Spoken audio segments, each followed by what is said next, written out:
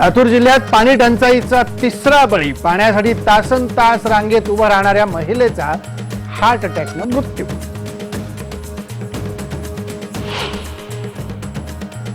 दुष्काळग्रस्त भागातील तक्रारीसाठी उभारलेल्या वॉर रूम ठरल्या कुचकामी. परभणी जिल्ह्यात 1.5 महिन्यात केवळ 9 तक्रारी काढल्या निकालात.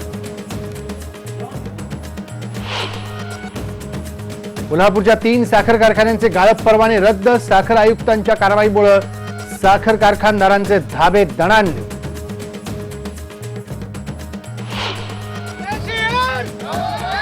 मेडीगट्ट्यातल्या प्रकल्पाला स्थानिकांचा विरोध कायम. विष प्राशन करून सामूहिक आत्महत्येचा महिलांचा इशारा.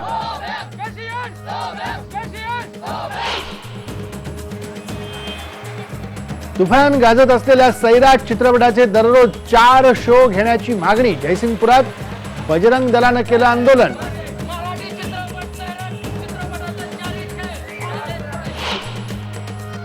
आणि 15व्या वर्षी सैराट मधील भूमिकेसाठी रिंकू राजगुरूला विशेष उल्लेखनीय राष्ट्रीय पुरस्कार. राष्ट्रपतींच्या हस्ते आर्चीचा गौरव.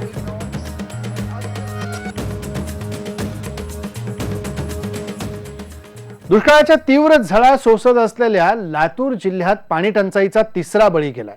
चाकूर तालुक्यात आटोळा गावात पाण्यासाठी रांगेत उभ्या असलेल्या महिलेचा हार्ट अटॅकनं मृत्यू झालाय.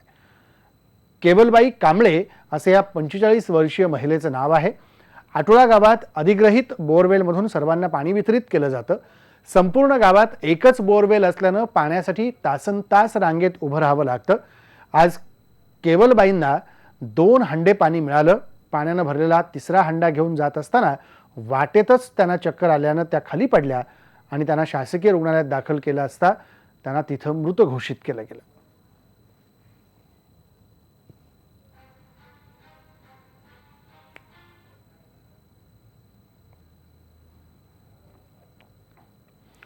दुष्काळी उपाययोजनाची अंमलबजावणी करण्यासाठी मराठवाड्यातल्या 4 जिल्ह्यांमध्ये वॉर रूमची स्थापना करण्यात आली.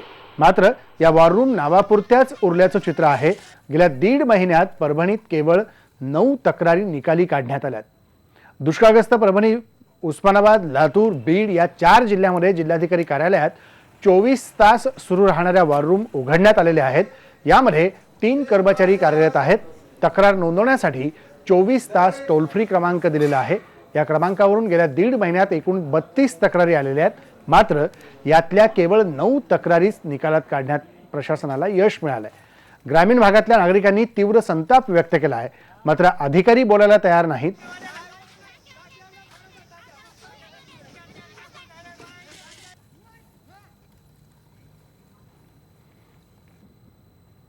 आपण पाहतोय की काय सगळी परिस्थिती ग्रामीण भागातली आणि या सगळ्या ग्रामीण भागातल्या पाणी पुरवठ्यासंदर्भातले असेल किंवा या दुष्काळाच्या संदर्भात काही उपाययोजना करण्यासंदर्भात निवारणामध्ये पाणी टंचाई संदर्भात एक वॉर रूम 24 तास उस्मानाबाद, बीड, लातूर, परभणी या जिल्ह्यांकरता चालू करण्यात आलेली आहे. त्यात हेल्पलाईन सुरू केली गेलेली आहे. ही गेल्या 9 महिन्यांपासूनची परिस्थिती आहे. 9 महिन्यात केवळ वॉर रूमला आलेल्या 36 तक्रारींपैकी 9 तक्रारींचाच निपटारा करण्यात आला. म्हणजे प्रशासन किती गतीनं काम करतंय याचा अंदाज तुम्हाला येईल. तर 24 तास वॉर रूम चालू असेल आणि 24 तास वॉर रूममध्ये आलेल्या तक्रारीची उपाययोजना करण्यासाठी किंवा त्याचं निवारण करण्यासाठी पावलं उचलली जात नसतील तर प्रशासनाची गती काय आहे आणि नागरिकांना कोणत्या समस्येला सामोरं जावं लागतं याचं उदाहरण तुम्हाला समोर दिसतं.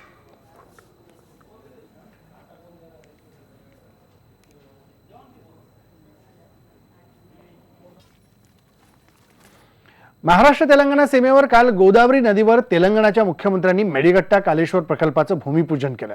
त्या प्रकल्पात सिरोंचा तालुक्यातली 25 गावं बुडणार असल्यानं तिथल्या महिला संतप्त झाल्यात. आंदोलनादरम्यान प्रकल्पाचं बांधकाम प्रत्यक्ष सुरू झाल्यास विष प्राशन करून सामूहिक आत्महत्या करण्याचा इशारा या महिलांनी दिला. या आदिवासी महिलांशी त्यांच्याच भाषेत संवाद साधला आमचे प्रतिनिधी महेश तिवारी.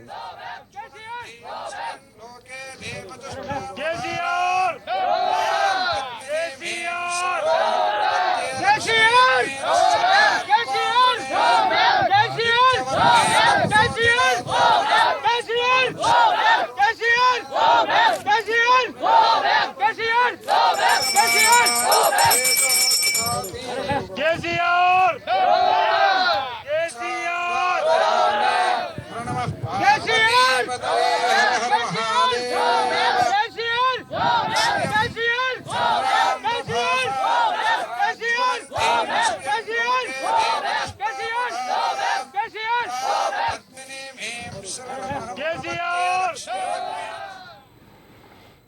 IBN लोकमतचा पाणीदार माणूस पुरस्कार विजेते विनायक पाटील यांनी जलबँकेतून लातूरला 25 लाख लिटर पाणी भेट दिलाय. उस्मानाबाद जिल्ह्यातल्या कौठा गावात असलेल्या जलबँकेतून लातूरकरांची तहान भागवण्याचं आश्वासन पाटील यांनी IBN लोकमतच्या माध्यमातून दिलं होतं. ते आश्वासन त्यांनी पूर्ण केलं.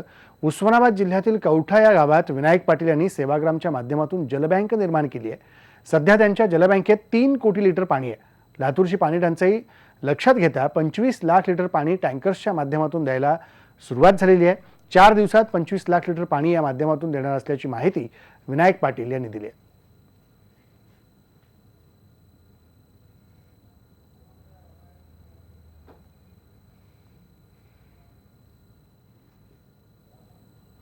आपण पाहतोय की IBN लोकमतची जागर पाण्याचा पाणी परिषद जेव्हा झाली त्या जागर पाण्याच्या पाणी परिषदेमध्ये पाणीदार माणूस हा पुरस्कार विनायक पाटील यांच्या जलबँकेच्या कामासाठी त्यांना देण्यात आलेला होता आणि त्यांच्या जलबँकेमध्ये सध्या 3 कोटी लिटर इतकं पाणी आहे.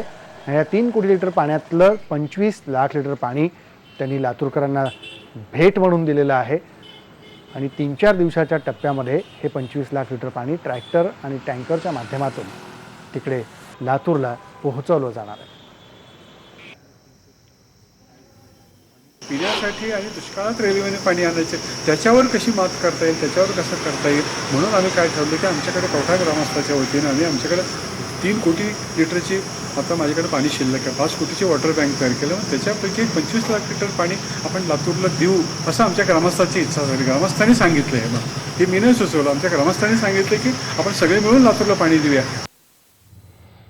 सायमा बिझनेसनं बचत गटासाठी तब्बल 1 कोटी 80 लाख रुपयांचं कर्ज दिलंय. दुष्काळात गरजूंसाठी हे कर्ज ऑक्सिजन ठरलंय. महिलांना रोजगारासाठी सायमा मैदानात उतरलेली आहे. दुष्काळामध्ये महिलांना रोजगार देण्याकरता म्हणून हा मदतीचा हात सायमाकडून देण्यात आलेला आहे. 300 महिलांना प्रत्येकी 60,000 रुपयांची मदत करण्यात आलेली आहे. बुलढाणा जिल्ह्यात मोठ्या प्रमाणात दुष्काळ पडलाय आणि हाताला काम नाही, त्यासाठी नागरिक हैराण झालेत.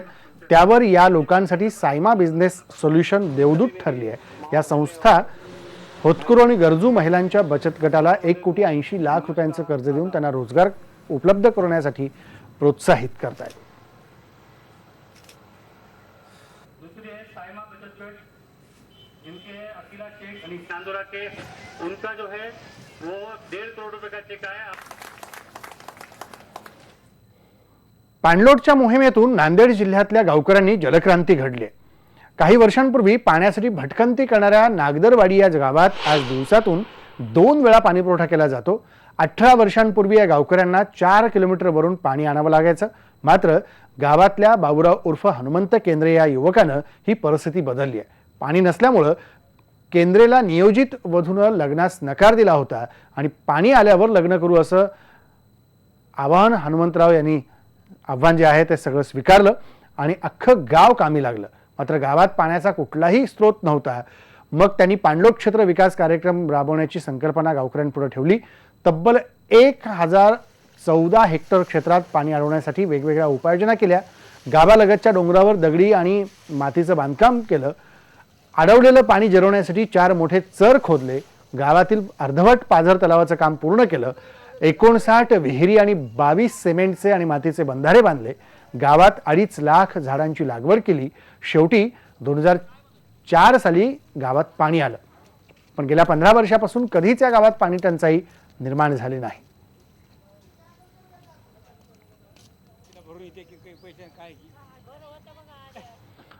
राज्यात एकीकडे दुष्काळाची परिस्थिती असताना आता पश्चिम महाराष्ट्रातल्या ऊस पट्ट्यात मात्र ऊस उत्पादकांना दुष्काळात 13वा महिना सोसावा लागणार आहे.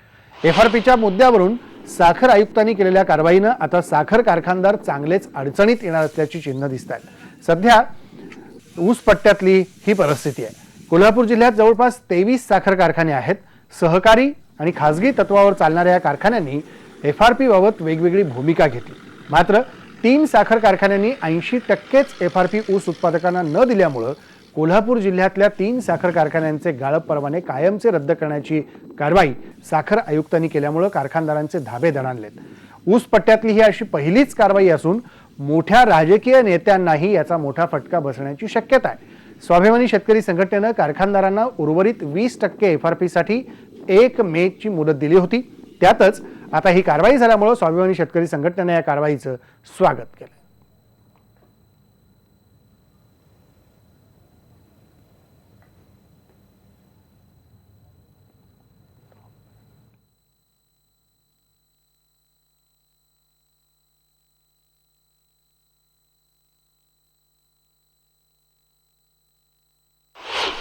आज वारणा साखर कारखाना, उदयसिंग गायकवाड साखर कारखाना आणि पंचगंगा साखर कारखाना यांच्यावर यांचे परवाने रद्द केलेले आहेत आणि ह्या परवाने रद्द केल्याचं आम्ही शेतकरी मंडळी आणि संघटना स्वागत करत आहोत.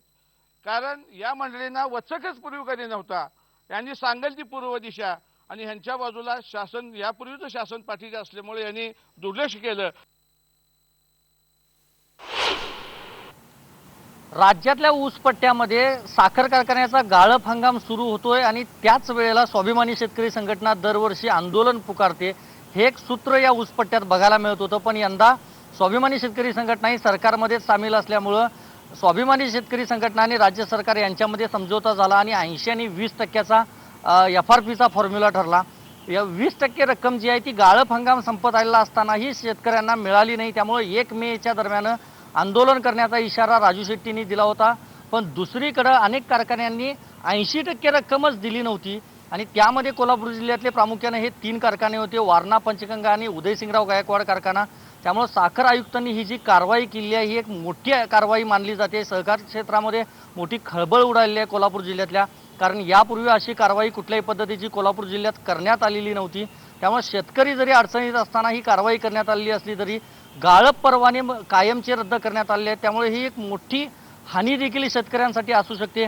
कारण एखादा जर साखर कारखाना बंद पडला तर तिथली काय अवस्था असू शकते हे कोल्हापूर जिल्ह्यातल्या चंदगडमध्ये यापूर्वी देखील दिसून आलेलं आहे. पंचगंगा, वारणा आणि उदयसिंगराव गायकवाडचे जर परवाने कायमचे रद्द झाले तर त्या भागातल्या ऊस उत्पादकांना मोठं नुकसान सोसावं लागणार आहे. याबाबत शंका नाही. महत्त्वाची गोष्ट म्हणजे विनय कोरे यांचा मोठा उद्योग समूह आहे. 66 कोटी रुपयांचा दंड त्यांच्या कारखान्याला ठोठावलेला आहे साखर आयुक्तांनी विपिन शर्मा यांनी. त्यामुळे ही देखील एक मोठी कारवाई मानली जाते. पण एकीकडे राज्यात दुष्काळ असताना ऊसपट्ट्यात मात्र आता ही कारवाई चालू झाली आहे आणि सगळ्यात महत्त्वाची गोष्ट म्हणजे सहकार मंत्री जे आहेत ते कोल्हापूरचेच आहेत, चंद्रकांतदादा पाटील. त्यामुळे या सगळ्या आता साखर कारखानदारांना जी दाद मागावी लागणार आहे ती या चंद्रकांत पाटलांकडेच मागावी लागणार आहे. त्यामुळे चंद्रकांत पाटील याबाबत आता काय निर्णय घेतात हे बघणं महत्त्वाचं ठरणार आहे. नंतर एक ब्रेक घेऊ, ब्रेक नंतर परत भेटू.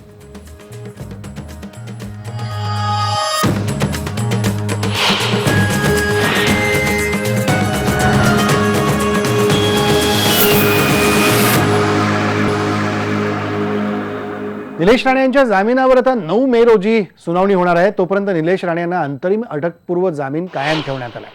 खेड सत्र न्यायालयात आता पुढची सुनावणी होणार आहे. मात्र त्या दरम्यान देश सोडून न जाण्याचे आदेश निलेश राणे यांना देण्यात आलेले आहेत. तर चिपळूण न्यायालयानं इतर 4ही आरोपींना 4 दिवसांची पोलीस कोठडी दिली आहे.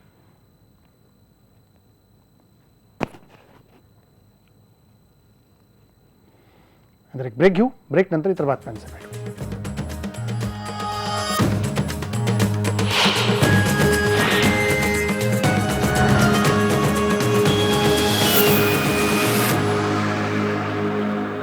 तुफान गाजत असलेल्या सैराट चित्रपटाचे दररोज 4 शोज दाखवण्यात यावेत यासाठी जयसिंगपुरात बजरंग दल आणि शिवसेना ग्राहक कक्षाच्या संयुक्त विद्यमानं झेले चित्रमंदिर समोर आंदोलन करण्यात आले. या चित्रपटाला मराठी प्रेक्षकांनी दिलेला प्रतिसाद लक्षात घेऊन चित्रपटगृह धारकांनी तात्काळ दररोज 4 शोज दाखवण्यात यावेत चित्रपटगृहाकडून अशी मागणी करत चित्रपट व्यवस्थापकांना निवेदनही दिलं. तर यावेळी चित्रपट निर्मात्यांनीच चित्रपटाचे रोज 2 शोज व्हावेत अशी सूचना केल्या आहेत. आपले हात कायद्याने बांधले असल्याचे त्यांनी सांगितलं. यावेळी कार्यकर्त्यांनी घोषणाबाजी करत चित्रपट मॅनेजमेंटचा निषेध नोंदवला. परिस्थिती तणावपूर्ण बनत चालल्यामुळे चित्रपट चालकांनी पोलिसांना बोलावलं. अचानक पोलीस गाडी आल्यानं उपस्थित प्रेक्षकांची पळापळ झाली. अखेर आंदोलक आणि चित्रपटगृह मालक यांच्यात बैठक होऊन 4 दिवसात निर्मात्यांना पत्र पाठवून चित्रपटाचे शोज वाढवून घेण्यात येतील असं सांगून वादावर पडदा टाकला. थिएटर मॅनेजमेंटचा जय भवानी, जय शिवाजी. मराठी चित्रपट सैराट चित्रपट आपण पाहतोय की मोठ्या प्रमाणात सैराटला प्रतिसाद मिळतोय. पहिल्या 3 दिवसातच सैराटनं 12 कोटी रुपयांची कमाई बॉक्स ऑफिसवर केलेली होती आणि प्रत्येक ठिकाणी अशा प्रकारे हाऊसफुलचे बोर्ड सैराटच्या चित्रपटाचे लागलेले आपल्याला पाहायला मिळतात. त्यामुळे जे कमी शोज आहेत चित्रपटाचे याची संख्या वाढवावी म्हणून प्रेक्षक अशी मागणी करून आंदोलन करताना पाहायला मिळाले. मॅनेजमेंटचा जय भवानी जय शिवाजी. मराठी चित्रपट सैराट चित्रपटाचा चारित्र्य झालेच पाहिजे.